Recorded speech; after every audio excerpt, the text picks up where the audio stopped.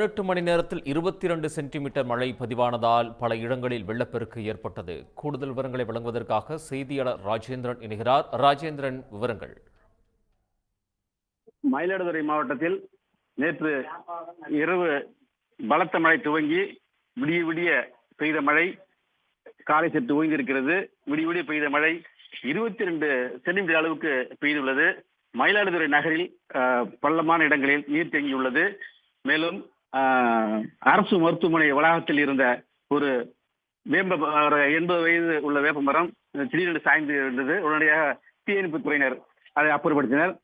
அதுக்கு அடுத்தது அந்த தீயணைப்பு துறை அலுவலகம் முன்பாக தண்ணீர் சூழ்ந்துள்ளது.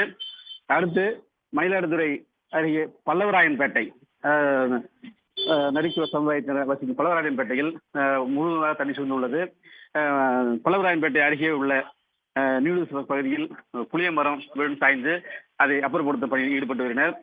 வில்லியனூர் பகுதியில் தொடர்ந்து சம்பா, அதாவது குருவை நடாமல் சம்பா நட்டுக்காக அந்த சம்பா பயிர் 45 நாட்கள் பயிராக இருக்கிறது. அது கிட்டத்தட்ட விட்டு விட்டு பள்ளமான உள்ள பகுதியில் ஒரு 200 ஏக்கரில் மூழ்கி உள்ளது. அதற்கு தண்ணீர் வடியவில்லை. அதுக்கு காரணம் பக்கத்தில் செல்லும் அந்த ஆறு சரியாக, அதாவது வடிகால் ஆட்சியால் தூர்வாராமல் இருப்பதால் தண்ணீர் எதிர்த்து நின்று மூழ்கடித்துள்ளது. மேலும் அருகில் உள்ள சேத்தூர் வடிகால் வாய்க்கால் அதுவும் தூர்வாராததால் அங்கே தண்ணீர் உள்ளே புகுந்துள்ளது. அதையடுத்து பெரம்பூர் பகுதியில் உள்ள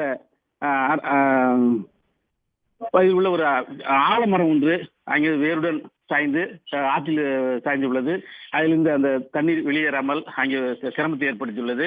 அப்புறம் தரங்கம்பாடி பகுதியில் காளிப்பநல்லூர் ஊராட்சி அனந்தமங்கலம் ஓடகரை சார்ந்த ரத்தனவா என்பவர் சொந்தமான சுமார் 35 ஆண்டுகள் பழமையான வீடு ஒன்று திடீரென்று இடிந்து விழுந்தது. அதன் உரிமையாளர் ரத்தனவா மற்றும் அவர் மனைவி மற்றும் 3 குழந்தைகள் வீட்டின் பின்புறம் படுத்திருந்ததால் அவர்கள் மீது இந்த இடிபாடுகள் விழாமல் இருந்தது. ஆனால் அது வாசலில் கட்டியிருந்த 4 ஆடுகள் இடிபாடில் சிக்கி இறந்து விட்டன. மேலும் அப்பகுதியில் தரங்கம்பாடி கனமழை பகலிலும், இப்பொழுது மயிலாடுதுறை மட்டும் குத்தாலம் தாலுக்காவில் மழை ஓய்ந்துள்ளது.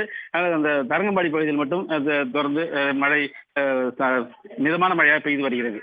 உடனுக்குடன் செய்திகளை